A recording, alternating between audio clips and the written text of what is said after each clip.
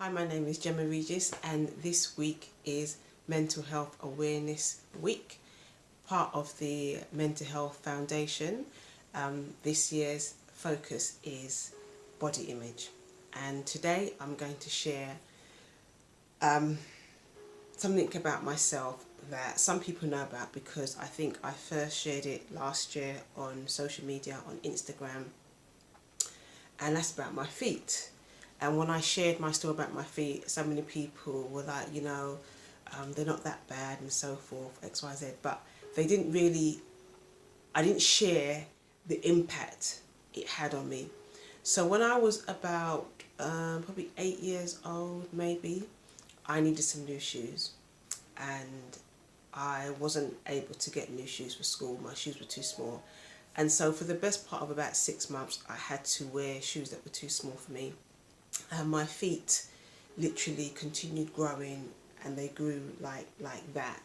So it was very, very painful. I remember walking to school and literally flattening down the back part of the shoe just so that I could put my foot in with a bit of ease. At playtime I would sit on the wall because I couldn't put my shoes on properly because it was really, really painful. As a child, I never realised the damage that was being caused to my feet until probably a couple of years later.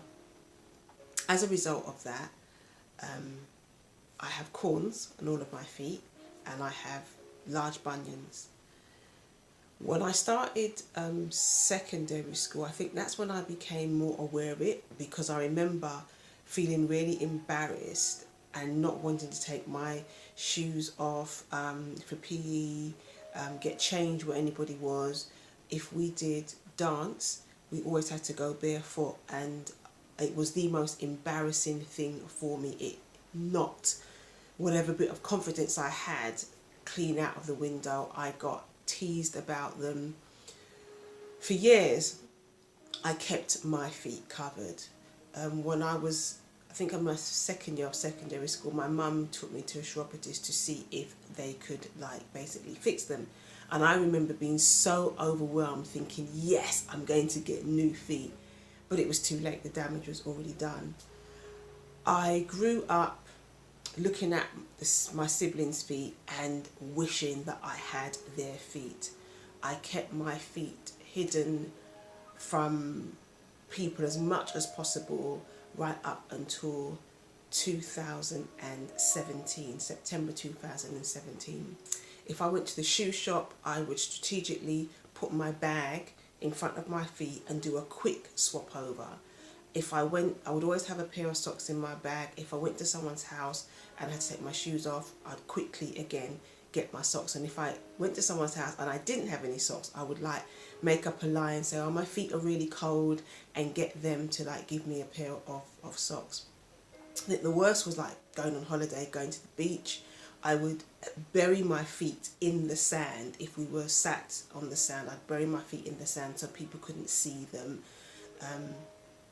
Swimming, couldn't go swimming because the way that my feet are with the corns, if my feet were in water for too long, the dead skin, the corns would actually turn white. So you'd see my brown toes, and then you'll see these white big spots, which were the corns on it, and the same with my bunions. I did everything I could to keep my feet hidden. And even when I got to a point of accepting my body shape and, was comfortable with that, I always felt like I had this dirty secret that about my feet. I was petrified of, what will I do when I get married, because nobody's going to want to be with me and marry me with my feet the way that they are. So what happened for me to expose my feet? In 2017, I broke my toe, my little toe. I was just about to go away to host one of my retreats, GRG retreats, and the night before I stubbed my toe twice on a chair rushing around, and it was swollen, painful. Drove all the way to Wales. It was black and blue and massive.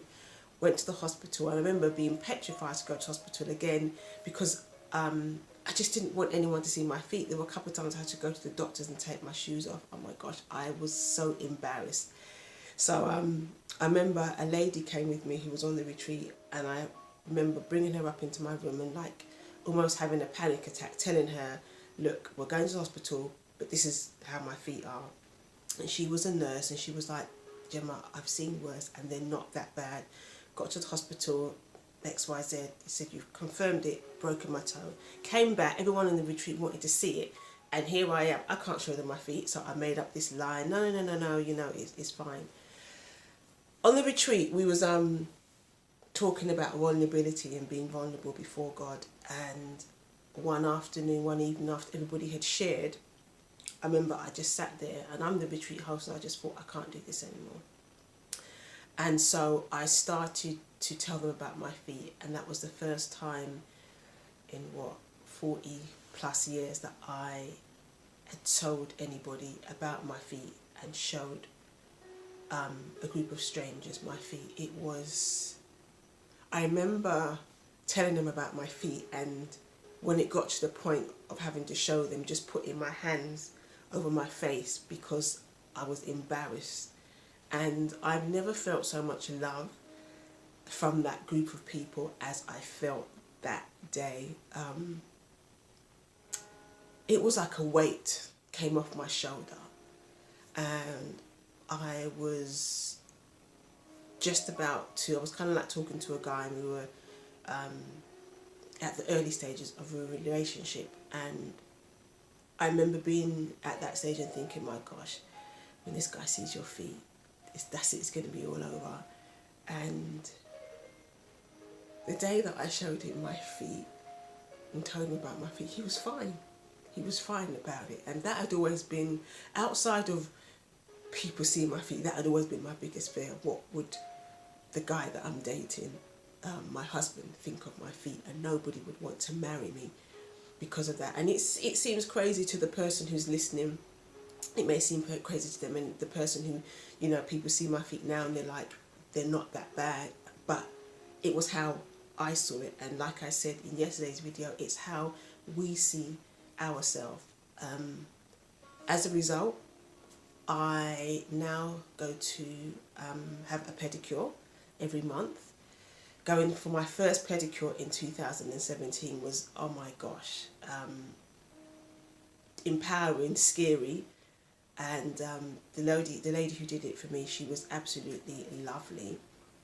And I go there every month to get my feet done.